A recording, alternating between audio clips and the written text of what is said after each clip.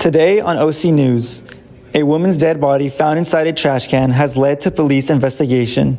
The World Series tickets continue to rise each year. And drag queens take the stage during National Coming Out Week.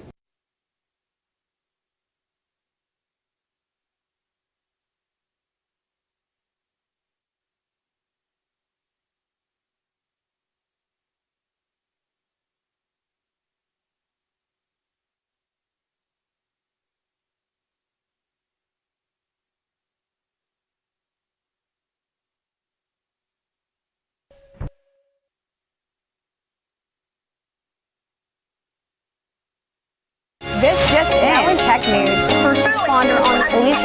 There's been a lot of collaborative efforts. We're blessed to be here in Fullerton. Brought to you by the broadcast journalism students at Cal State Fullerton.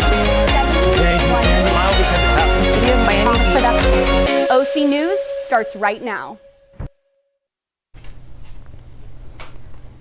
Hello and welcome to another edition of OC News. I'm Viridiana Salgado. And I'm Omar Portillo. OC News is brought to you by the broadcast journalism students of Cal State Fullerton. On Tuesday, a 38-year-old woman was found dead inside of a trash can in Costa Mesa.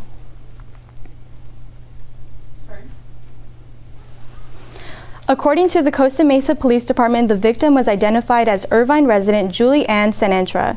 Julie's boyfriend, 49-year-old Daniel Allen Aldrich, was arrested at a family member's home in Glendale Tuesday evening on suspicion of murder. An investigation is underway and the case will be submitted to the Orange County District Attorney's Office to consider charges against Aldrich. This past week, Cal State Fullerton hosted an event encouraging students to go out and vote. Anthony Mendolia has more on the story. This past Monday from 11 to 2, students gathered in the Central Quad just south of the Pollock Library for Titans Turnout. The event, put on by Associated Students Inc. here at Cal State Fullerton, encouraged students to register to vote for this November's election, and also aimed to better inform students about the policies and issues that will be voted on in November. Well, I think it's about civic engagement overall, and we're just so excited to be able to, help students get registered to vote, and then also be able to help them get more information about the general election. So we're just super happy to be out here and just encouraging, voter turnout. Monday the 21st was also the last day to register to vote for this November's presidential election, making this especially important for all involved. I think voting in this particular election is very important because I think so much of what might be on the line for people is personal, and being able to advocate for not only ourselves but for one another, especially as a larger community, is important. While there are some in the 18 to 24 age bracket that may feel that their vote won't matter, students participating in this event urge that voting in this election matters more than ever before. I would encourage them to think that, while that's valid and the feelings that they're feeling is definitely valid, I would say that, if everybody thought that way, then, nothing would get done. So I'd say everyone's voice matters and, just, stay positive and just participate. Reporting from the Central Quad of Cal State Fullerton, this is Anthony Mendolia with OC News. An Orange County supervisor has resigned from his position and agreed to plead guilty for accepting bribes. Andrew Doe accepted over $500,000 in bribes to help direct and vote in favor of COVID-19 funds into a family-connected nonprofit organization called Viet America Society, with Andrew's daughter being an executive for the organization. The nonprofit transferred money to the company listed as company number 1 in documents, and then that company transferred money to an escrow company to help purchase a $1 million home for his daughter. Andrew signed a plea agreement and plead guilty to the 1-count conspiracy to commit bribery, which can be sentenced up to 5 years in federal prison. Over 2,000 Southern California unionized mental health workers went on strike against Kaiser Permanente after failing to reach a new labor agreement. The National Union of Healthcare Workers picketed outside Kaiser facilities in LA, Anaheim, San Diego, and Fontana. The union is seeking salary increases, restoration for pensions, and an increase to staffing. Kaiser released a statement that they are notifying patients that might have appointments impacted by the strike, and patients will have an opportunity to see another licensed professional if their regular provider is engaged with this strike. Coming up after the break, Cal State Fullerton soccer season is wrapping up. Both women and men's teams are fighting for a chance to punch their ticket in the Big West Championship. And the World Series is back in Los Angeles. Tickets are setting record high prices, pricing out the true fans. We'll tell you how much they are going for after the break.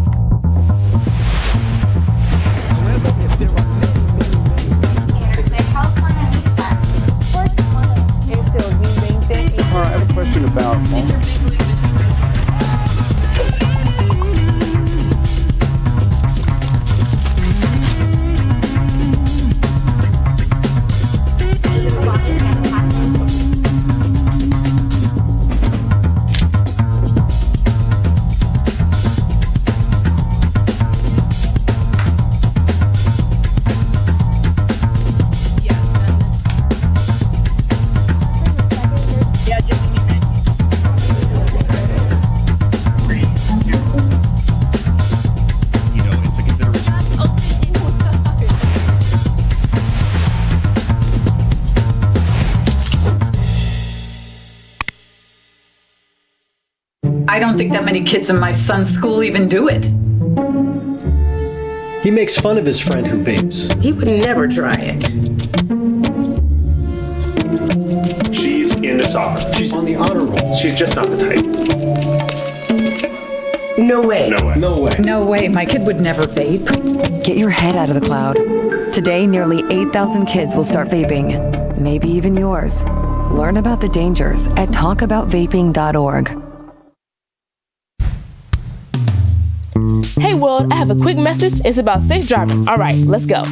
Anytime you're driving, have the seatbelt buckled tight. Both hands on the wheel and your phone out of sight. When not in your hand trying to text somebody back. Because if you do, your car might get smacked. The moral of the story, just put your phone down. The people on the road will stay safe and sound. Put your phone down, put your phone down. People on the road will stay safe and sound. Yeah.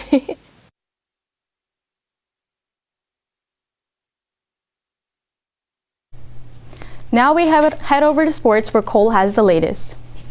All right, both the men and women CSUF soccer teams are in the thick of the playoff hunt, and the results of last weekend's games definitely added excitement. For Major League Baseball, the ALCS and NLCS came to a close, setting the table for the World Series. All right, on Sunday, CSUF women's soccer team took down Long Beach 2-0 to land the 6th and final spot for the Big West, where they can compete for the Big West Championship. After just checking into the game, Isabella Cruz found Janae Perez up the field where Perez kicked in a well-placed shot, looping over the Long Beach keeper from nearly 25 yards out to put the Titans ahead 1-0.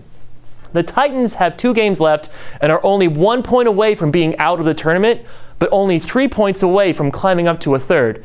It's proven to be a tight and exciting season for CSUF's women's soccer team. Now on Saturday, the men's CSUF team hosted Cal Poly and was hopeful that their home turf would keep their Big West Championships hopes alive. Well, the CSUF men's soccer team suffered their first home loss to Cal Poly 1-0 and fell to 7th in Big West play. The Titans outshot the Mustangs 14-5, but it didn't matter as Oren Stupel scored a goal in the 53rd minute to score the game-only goal. The Titans have 3 games left and look to get back in the top 6 where they compete for the Big West Championship. All right, the American League and National League Championship Series came to a close over the weekend with the winners heading to the World Series. Starting out the American League, the Yankees were in a very tight game going into the 10th when Soto hit a 3-run blast to give the lead. The Guardians tried to respond, but Lane Thomas flew out to the right field with Soto making a series clinch over the National League Mets. Now, the Mets came to LA and things seemed to be going their way, but then the rest of the game continued and the Dodgers went on to crush the Mets 10-5 to advance to the World Series. All right. World Series will be coming. This will be the 12th time the two teams have met in the postseason. Yankees have won 8, and the Dodgers have only won 3. Now, the last time they did meet was in 1991 when the Dodgers did win the World Series. And the game 1 will be this Friday at Dodger Stadium at 5:08. All right, rest of you guys at the desk. Thank you, Cole. Staying on the baseball diamond, if you are looking to purchase a ticket to the World Series, you may need to skip out on rent for this month. Anthony Manifold has more on the story. The New York Yankees face off against the Los Angeles Dodgers in the World Series for the 12th time in their franchise history. This matchup is the first time in 43 years. The two salary-capped giants have the biggest names in baseball and the most faithful fans. However, that is not all that makes this World Series different. Okay, so what do you think World Series ticket prices are now? If you don't know, Oh God, I don't even know. I'll bet the cheapest seat is $1,000. Yankees Dodgers, yeah, you'll be in the nosebleed and you'll pay $1,000. While the average American is watching the World Series from the comfort of their own home, some fans are breaking the piggy bank to watch history go down at Dodger Stadium on Friday night. Game 1 prices began to rise as soon as the Dodgers made the World Series, and now the cheapest tickets are almost $1,300. These cheap tickets are not luxurious either. Fans can pay that price to sit up in the third deck or behind a foul pole. Yankee Stadium is not much cheaper, although to some fans, the price really does not matter. It's totally worth it. I'll tell you why. In the first series against the Angels, I bought those tickets, and my dad, he was kind of a cheapskate, and he's like, "Oh, I don't know, son. What about the price, you know?" And I just said, "Hey, Dad, when we're all dead," I go, you think we're going to care what the price was? Because as we mark through time, all that we take with us are those memories, you know? So yeah, price is totally worth it. Ticket prices for the series, alike the stock exchange, changes every day and mirrors the national economy. In the 1963 Yankee-Dodger World Series, a field-level seat costed $12 and a bleacher seat only $2. America's game was easily available to the general public. However, the demand for a ticket is hotter, and people will pay handsomely now to witness history. Next up on OC News, a former U.S. president rapping to Eminem. We've got that story. And we'll show you how the CSUF Housing Department celebrated the LGBTQ+ community.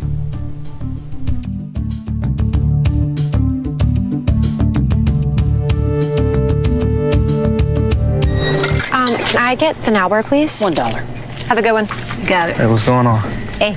Let me get a now bar. Sure. $1. Appreciate you. Got it.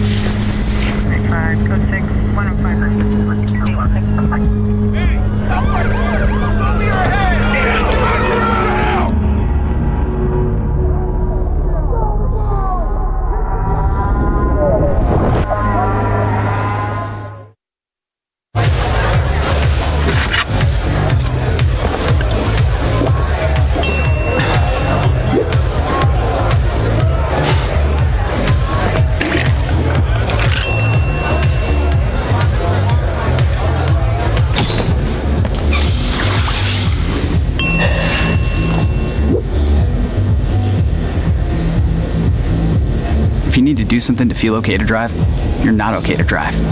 Don't drive buzzed. STEM is precise, no margin for error. Dare to forget that. Dare to have fun with it.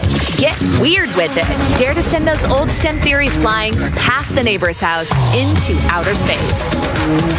Dare to program something internet-breaking, record-breaking. Dare to blow their minds. Dare to learn the difference between sedimentary and metamorphic rock. Go find those rocks. Dare to keep daring. Dare to STEM. Check out She Can STEM to get started. Looking for a break from stressful classes, homework, and exams? ASI hosts a drop-in workshop for students. Juliana White has the story.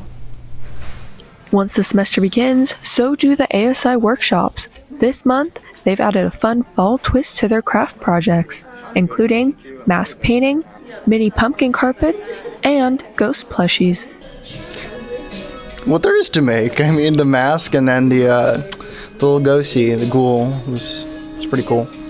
The drop-in art workshops are provided through ASI's resourcing and funding, meaning it's free for all CSUF students. It's for free to all students. You don't have to be specifically art major. You could like literally get everyone from like all majors coming here. So I would welcome anyone who's like wants to chill and relax from like classes or between classes to just come by TSU. We're downstairs. Yeah, do art. And if you missed out on today's events and still want to craft, ASI's got you covered. New workshops are held each week on Tuesdays from 1 to 4 p.m. and Wednesdays from 1:30 to 2:30 p.m. until the end of the semester. Students can come in at any time to take a break. Most stop by in between classes. I've always enjoyed them. They're really fun, and I feel like it's a great way to like relax and express my own creativity on my off time. To see which crafts are coming up, ASI has the full schedule posted on their website. I'm Juliana White with OC News. A lot has happened in entertainment this past week. A director is facing a major lawsuit. Justin Timberlake is canceling shows due to sickness.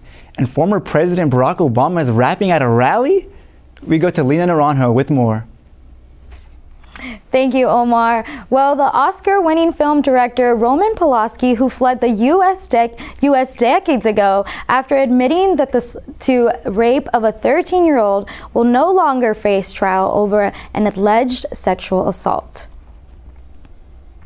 The civil suit filed last year claimed in 1973 Polanski took a teenager to dinner at Los Angeles. The lawsuit alleged that he gave the teenager tequila, and once the teen began to feel a little dizzy, he drove her to his home, and that is where he allegedly sexually assaulted the teen. Though the case was settled and dismissed last summer, 4 women came forward between 2017 and 2019, accusing Polanski of abusing them in the 1970s, including artist Marina Barnett, who claims that Polanski sexually assaulted her when she was 10. Polanski has denied all of the allegations. Now, the Prince of Pop, Justin Timberlake, has postponed a series of concerts as part of his Forget Tomorrow World Tour. He posted on his Instagram account that he will be shifting his focus on his health as he has recently found out that he was diagnosed with bronchitis and laryngitis. 6 shows in Chicago, Grand Rapids, Michigan, Detroit, Milwaukee, Wisconsin, and Columbus, Ohio will now be taking place between February 14th and February 27th. But fans do not need to worry. All previously purchased tickets will be honored. Refunds for first-hand tickets will be available through the point of purchase, and additional tickets are also available through Ticketmaster. Now, talk about a rap god. Former U.S. President Barack Obama couldn't help but rap one of Eminem's biggest hits. The Grammy Award-winning artist and former Democrat president briefly shared the spotlight on Tuesday, October 22nd in Detroit as they rallied for Kamala Harris' campaign just 2 weeks before the 2024 presidential election. After being introduced by Eminem, Obama began his speech by quoting the rapper's hit song, Lose Yourself. Obama ended singing the famous intro music and told the crowd, I love me some Eminem. I mean, who doesn't, right? Well, that's all for me today. Back to you guys at the desk. Thank you, Lena. Drag queens took the stage during National Coming Out Week. With all of its glitz and glam, I interviewed some of the queens at this event.